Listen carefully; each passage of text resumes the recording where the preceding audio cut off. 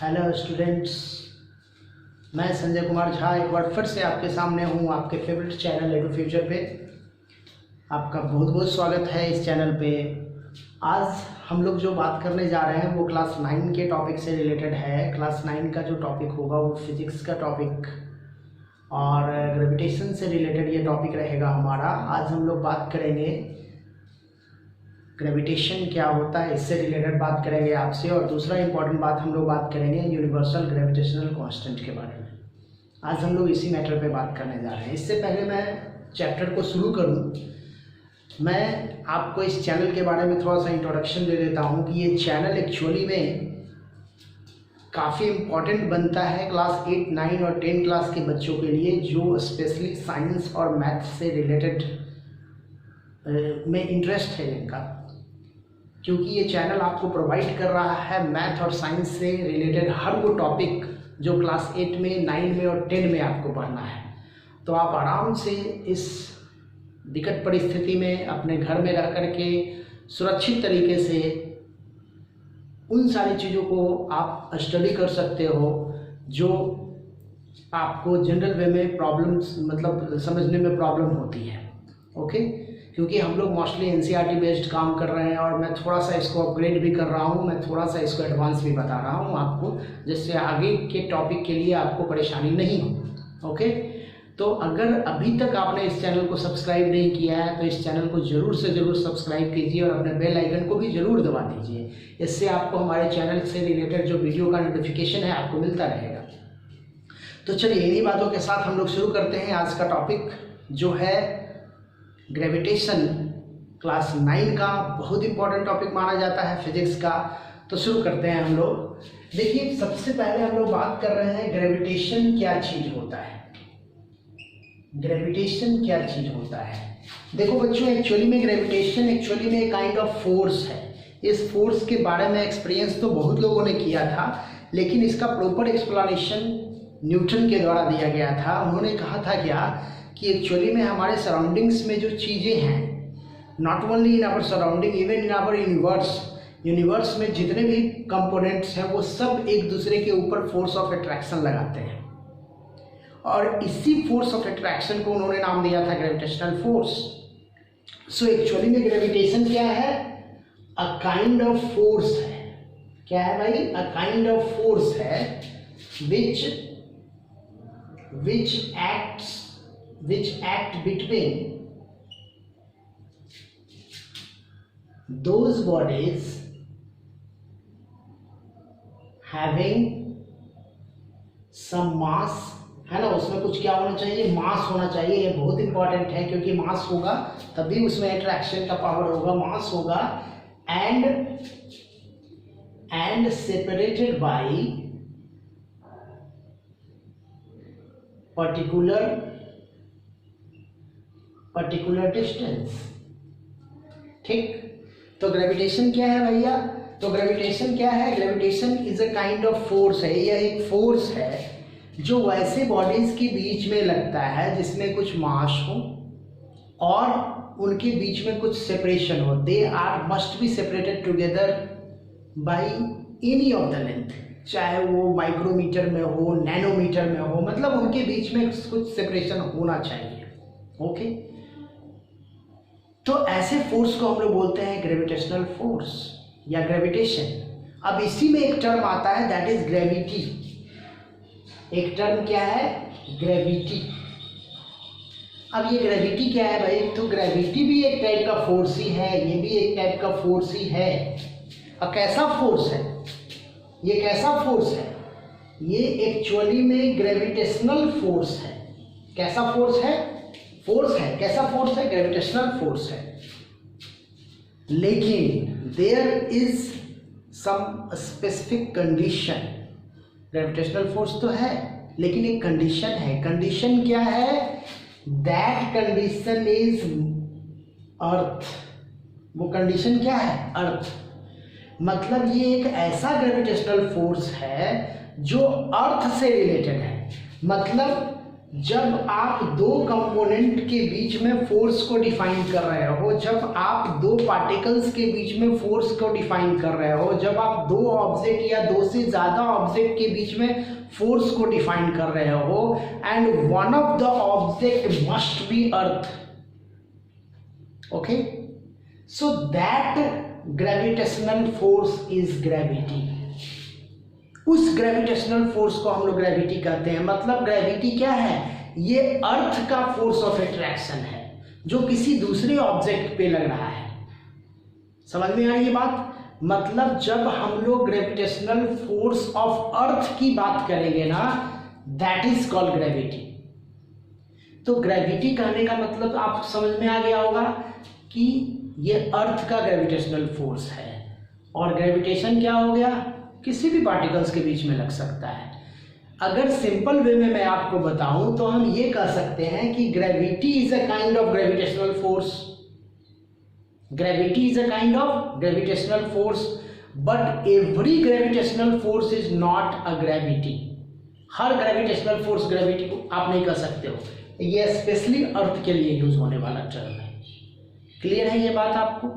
अब हम लोग बात करते हैं कि आखिर से ग्रेविटेशन से रिलेटेड लॉ क्या था। एक्चुअली में इस लॉ को प्रपोज करने वाले साइंटिस्ट जो थे ना, वो थे न्यूटन।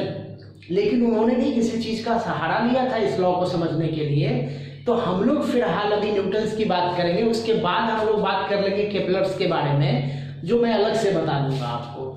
तो हम लोग यहाँ बात करने जा रहे हैं किसके बारे में? ग्रेविटेशनल लॉ के बारे में, मतलब लॉज ऑफ ग्रेविटेशन के बारे में, ग्रेविटेशन के लॉ के बारे में। जो देने वाले साइंटिस्ट कौन थे? न्यूटन। अब देखिए न्यूटन ने क्या कहा। न्यूटन का ये लॉ क्या कहता है कि मान लो कोई भी दो बॉडी है, एक बॉडी हो गया m1 मास का और एक बॉडी हो गया m2 मास का। बॉडी का नाम मैं दे देता हूं A और B, ठीक। और इनके बीच का सेपरेशन क्या है? इनके बीच का सेपरेशन है मान लो R। क्या है? R। मास ऑफ A हो गया m1, मास ऑफ B हो गया m2, उनके बीच का सेपरेशन क्या हो गया? R, distance. एक और मैं यहाँ पे आपको बात बता दूं कि डिस्टेंस जब भी हम लोग लेंगे ना, तो उसको डिस्टेंस को लेने का कुछ पैटर्न है। कहने का मतलब क्या कि अगर इसके सेंटर और इसके सेंटर है, दोनों का सेंटर है, तो आप दोनों के सेंटर का बीच का डिस्टेंस ले लो। पहला तरीका तो ये हो गया। या फिर एक तरीका क्या हो सकता है कि अगर आप इसके इस पार्ट का से मेजर कर रहे हो, तो इसके इस पार्ट को मेजर करो। दूसरा देखो आर मेरा ये हो सकता है। तीसरा आर क्या हो सकता है कि अगर आपने मेजरमेंट यहां से लिया है तो इसको आप यहां से मेजर करो। तीसरा आर देखिए मेरा ये हो सकता है। तो तीनों मेजरमेंट मेरा सही है। लेकिन अगर आपने मेजरमेंट कुछ ऐसा लिया, अगर आपने मेजरमेंट कुछ ऐसा लिया, दिस इज रॉन्ग मेजरमेंट, ये मेजरमेंट रॉन्ग है। सिर्फ यही मेजरमेंट सही हो सकता है। मैं बता दूं, अगर आपने ऐसा लिया, ये आपने मेजरमेंट लिया डिस्टेंस का, ये भी आपका क्या होगा? रॉन्ग होगा। इस तरह से मेजरमेंट आपको कभी भी नहीं लेना है। जिस पार्ट का मेजरमेंट इसका लीजिए, सेम उसी पार्ट का इसका लीजिए। ओके, तो मेजरमेंट के बारे में ये आइडिया आपको मिल गया होगा। अब हम लोग बात कर रहे हैं लॉ का। तो लॉ कहता है, फर्स्ट लॉ, दो लॉ है इससे, है ना। तो फर्स्ट लॉ मास से रिलेटेड लॉ है। कहता है कि force of gravitation, force of gravitation directly proportional to masses of separating object। जो सेपरेटिंग ऑब्जेक्ट है ना, उसके मास के प्रोपोर्शनल टू प्रोडक्ट कर देता हूं मैं, प्रोडक्ट ऑफ, है ना, ये ध्यान रखिएगा। प्रोडक्ट ऑफ मासेस, मतलब the force of gravitation is directly proportional to product of masses of separating bodies. जो सेपरेटिंग बॉडीज है ना, उसके मास के प्रोडक्ट के क्या होगा? बराबर होगा, प्रोपोर्शनल होगा। बराबर नहीं होगा, प्रोपोर्शनल होगा। कहने का मतलब क्या कि अगर मास ए का मास क्या है m1 और b का mass m2, so this force is directly proportional to product of mass of the body. This is our first rule, ये पहला लॉ है हमारा, ये मेरा क्या है फर्स्ट लॉ है ना, कि ये जो ग्रेविटेशनल फोर्स है वो डायरेक्टली प्रोपोर्शनल होता है प्रोडक्ट ऑफ द मास के, जो बॉडी सेपरेटेड है ना उस बॉडी के मास के प्रोडक्ट के डायरेक्टली प्रोपोर्शनल होता है। प्रोपोर्शनल कहने का मतलब क्या, कि अगर आप इसको बढ़ाते हो तो ये भी बढ़ेगा, समझ में आ रही बात, अगर आप इसको बढ़ाते हो तो ये भी बढ़ेगा, इसको घटाते हो तो ये भी घटेगा। प्रोपोर्शनल का मतलब यही होता है कि जो चेंजेस आप इसमें करने जा रहे हो सेम टाइप ऑफ चेंजेस इसमें भी होगा, उसके डायरेक्टली प्रोपोर्शनल है। ओके, तो दूसरा लॉ जो है उसको हम लोग बोलते हैं इनवर्स स्क्वायर लॉ। क्या बोलते हैं इसको हम लोग, इनवर्स स्क्वायर लॉ। ये मेरा सेकेंड लॉ है। इनवर्स स्क्वायर लॉ क्या कहता है कि the force of gravitation, the force of gravitation inversely proportional to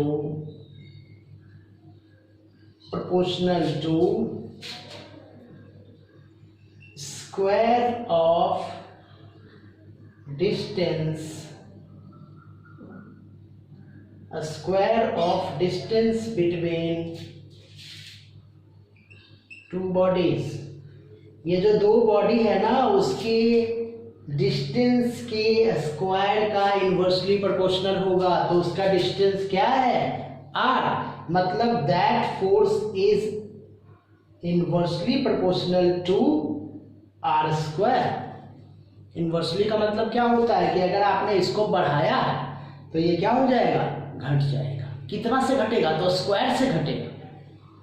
समझ में आ रही है बात। आप इसको ऐसे भी लिख सकते हो, आप इसको ऐसे भी लिख सकते हो, root under F is equal to 1/r, ये की बात है।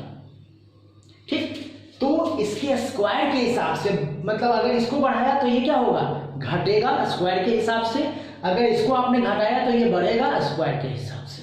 तो ये मेरा क्या हो गया, सेकेंड लॉ। तो आपको याद रखना है टू लॉज। पहला लॉ मास से रिलेटेड है, the force of gravitation is directly proportional to product of the mass of the body. दूसरा लॉ क्या हो गया, the force of gravitation is inversely proportional to square of the distance between them. कोई समस्या नहीं इसमें आपको, आगे बढ़ते हैं हम लोग। अब हम इस दोनों इक्वेशन को मिलाते हैं। तो देखिए, फ्रॉम इक्वेशन 1 एंड 2 हम लोग क्या कह सकते हैं, फ्रॉम इक्वेशन 1 एंड 2 हम लोग कह सकते हैं कि F proportional to m1 m2 by r square. कहेंगे F proportional to m1 m2 by r square. अब प्रोपोर्शनलिटी को इक्वल करने के लिए हम लोग क्या करते हैं, कांस्टेंट लगाते हैं। तो हम एक कांस्टेंट लगाएंगे, इक्वल किया हमने एक कांस्टेंट लगाया, that constant is capital G, और हमने फॉर्मूला क्या बना लिया, m1 m2 by r square. ये आपके लिए बहुत ही इम्पोर्टेंट फॉर्मूला बनता है, ये आपके लिए बहुत ही इम्पोर्टेंट फॉर्मूला है। F is equal to G m1 m2 by r square. अब देखो, इसी फॉर्मूला पे हम लोग काम करने जा रहे हैं, क्योंकि यही फॉर्मूला हमको बताएगा ग्रेविटेशनल कांस्टेंट के बारे में। क्योंकि ये जो कैपिटल G आप देख रहे हो ना, ये कैपिटल G जो आप देख रहे हो, इसी को हम लोग बोलते हैं यूनिवर्सल ग्रेविटेशनल कांस्टेंट। इसी को हम लोग बोलते हैं यूनिवर्सल ग्रेविटेशनल कांस्टेंट। और इसके वैल्यू को प्रपोज करने वाले साइंटिस्ट थे कैवेंडिश। कैवेंडिश ने एक्चुअली में गोल्ड बॉल एक्सपेरिमेंट किया था उन्होंने। ये एक्सपेरिमेंट आपको अभी पढ़ना नहीं है, तो गोल्ड बॉल एक्सपेरिमेंट किया था, और इस एक्सपेरिमेंट के हिसाब से उन्होंने क्या किया कि यूनिवर्सल ग्रेविटेशनल कांस्टेंट का वैल्यू प्रपोज किया। अगर हम लोग देखते हैं इसके वैल्यू को, अगर हम लोग देखते हैं कि आखिर इसका वैल्यू क्या होता है, तो उन्होंने इसका वैल्यू प्रपोज किया था, मैं वैल्यू लिख रहा हूं, value of universal gravitational constant that is 6.67 into 10 to the power -11, और यूनिट में बात कर रहा हूं अब कि आखिर इसका यूनिट क्या होगा। भाई वैल्यू है तो उसका, अगर मान लो ये क्वांटिटी है तो क्वालिटी भी तो होगा, यूनिट भी तो होगा इसका। तो बड़ा आसान है यूनिट को समझना। देखिए मैं यहाँ यूनिट डील कर रहा हूँ। अब देखिए फॉर्मूला मेरा क्या है, F is equal to G m1m2 by r square. तो G बराबर क्या होगा, देखो क्या होगा, F into r square by m1m2 होगा। तो अब देखो तो F का यूनिट न्यूटन, R क्या है, डिस्टेंस है, डिस्टेंस को हम लोग क्या करेंगे, मीटर स्क्वायर बाई m1m2, तो मतलब कितना हो गया, kg इंटू kg। तो क्या हो गया, न्यूटन मीटर स्क्वायर बटा kg स्क्वायर, या इसी को हम लोग कहें तो newton metre square kg inverse 2। ये हमारा हो गया यूनिवर्सल ग्रेविटेशनल कांस्टेंट का यूनिट। क्या हो गया, newton metre square kg inverse 2। बहुत इंपॉर्टेंट है ये डाटा आपके लिए, क्योंकि इस डेटे की जरूरत आपको पड़ेगी जब भी आप ग्रेविटेशन से रिलेटेड न्यूमेरिकल सॉल्व करते हो। कोई प्रॉब्लम नहीं इसमें। तो ये हम लोगों ने समझ लिया यूनिवर्सल ग्रेविटेशनल कांस्टेंट का वैल्यू और उसका एसआई यूनिट। अब हम लोग समझने जा रहे हैं इसका डेफिनेशन, डिफाइन कैसे करेंगे यूनिवर्सल ग्रेविटेशनल कांस्टेंट को। तो देखिए डेफिनेशन, ये तो आप समझ गए होंगे, ये सारा डेटा आप लिख लोगे। आगे बढ़ते हैं हम लोग। देखिए आपको करना क्या है ना, आप वीडियो को पॉज करके भी लिख सकते हो। ओके, आप क्या करो, अगर मान लो कोई डेटा आपको लग रहा है कि नहीं बहुत तेजी से आपके सामने से निकल गया, तो यू हैव टू पॉज। आप पॉज कीजिए वीडियो को और आराम से आप उस डाटा को लिख लीजिए। ओके, क्लियर है। चलिए आगे बढ़ते हैं हम लोग।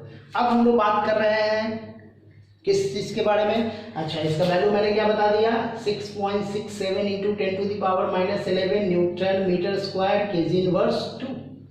ये मेरा इसका डेटा था। ओके, अब हम लोग बात कर रहे हैं उसका डेफिनेशन के बारे में। जरा ध्यान देना, if m1 is equal to, मान लो मैं 1 kg ले लूं, m2 बराबर भी मैं 1 kg ले लेता हूं, मास मैं दोनों ऑब्जेक्ट का 1 kg ले लेता हूं, और डिस्टेंस मैं ले लेता हूं 1 मीटर। डिस्टेंस क्या ले लिया, 1 मीटर। तो जरा मुझे बताओ F इज इक्वल टू जी हो जाएगा क्या, कोई प्रॉब्लम हो रहा है इसको समझने में, देखिए तो क्या होता है भाई। तो F is equal to G 1 kg into 1 kg by 1 metre का स्क्वायर, ये वैल्यू तो 1 ही हो जाएगा ना। Then F is equal to G. अब देखो यहां से हमारा डेफिनेशन आ रहा है यूनिवर्सल ग्रेविटेशनल कांस्टेंट का। क्या डेफिनेशन होगा कि यूनिवर्सल ग्रेविटेशनल कांस्टेंट क्या है, एक फोर्स है। यूनिवर्सल ग्रेविटेशनल कांस्टेंट क्या है, एक फोर्स है। देयर इज सम कंडीशन, कुछ कंडीशन है उस फोर्स का। क्या कंडीशन है भाई, कि ऑब्जेक्ट जो है उसका मास क्या होना चाहिए, 1 kg, मतलब यूनिट होना चाहिए, और उसका डिस्टेंस क्या होना चाहिए, वो भी यूनिट होना चाहिए। तो हम क्या डिफाइन करेंगे, universal gravitational constant is a kind of force. क्या है, फोर्स है। Occur between bodies of unit mass. Universal gravitational constant is a kind of force occur between bodies of unit mass separated by unit distance. ये आपका definition हो गया। Universal gravitational constant is a kind of force occur between bodies of unit mass separated by unit distance, ठीक ना। मास भी unit होना चाहिए, distance भी क्या होना चाहिए, यूनिट होना चाहिए। तो यूनिवर्सल ग्रेविटेशनल कांस्टेंट क्या होगा, उस फोर्स के बराबर हो जाएगा, कोई प्रॉब्लम नहीं। तो इस तरह से आप समझ गए यूनिवर्सल ग्रेविटेशनल कांस्टेंट क्या होता है, डेफिनेशन क्या है, यूनिट क्या है, वैल्यू क्या है, किसने दिया, कैवेंडिश ने दिया। और अब देखते हैं इसका एप्लीकेशन क्या है। देखो एप्लीकेशन हमारे चारों तरफ है, ऑल अराउंड द वर्ल्ड, सब जगह इसका एप्लीकेशन है ना। रेनिंग में यहाँ एप्लीकेशन है, आपका जो सोलर सिस्टम है एकदम स्टेबलाइज है, वहाँ पे इसका एप्लीकेशन है। स्नोफॉल में एप्लीकेशन है, अर्थ एवरी ऑब्जेक्ट को अपने तरफ खींच रहा है, यहाँ एप्लीकेशन है। डिफरेंट के प्लैनेट खींचते हैं किसी ऑब्जेक्ट को, यहाँ एप्लीकेशन है। पूरे यूनिवर्स की जो स्टेबिलिटी है उसको डिफाइन करता है, ये मतलब उसके लिए यहाँ पे एप्लीकेशन है। तो ये सब वेरियस टाइप के एप्लीकेशंस हैं किसके, यूनिवर्सल ग्रेविटेशनल कांस्टेंट के। ओके, तो ये मैं आपके लिए छोड़े जाता हूँ, आप खुद से इस चीज़ को आपको एक्सप्लेन करना है। ये मैं कहूँ तो आपके लिए होमवर्क ही है कि आपको क्या करना है, you have to write down the various applications related to universal gravitational constant. Okay, तो ये सारा टॉपिक आपको अच्छे ढंग से क्लियर हो गया होगा। अब हमारा जो नेक्स्ट वीडियो होगा, उस वीडियो में मैं आपको इससे रिलेटेड कुछ न्यूमेरिकल्स आपको सॉल्व करवा दूंगा जो यूनिवर्सल ग्रेविटेशनल कांस्टेंट से रिलेटेड होगा। ओके, फिर हम लोग इसी सीरीज, इसी पैटर्न में हम लोग धीरे धीरे इस टॉपिक पे आगे बढ़ते चले जाएंगे। तो आपको ये सारा टॉपिक अच्छे ढंग से समझ में आ रहा होगा, मुझे आशा है इस बात का, मुझे पूर्ण विश्वास है इस चीज़ का। तो बहुत बहुत धन्यवाद आप लोगों का एडू फ्यूचर चैनल पे बने रहने के लिए। Thank you.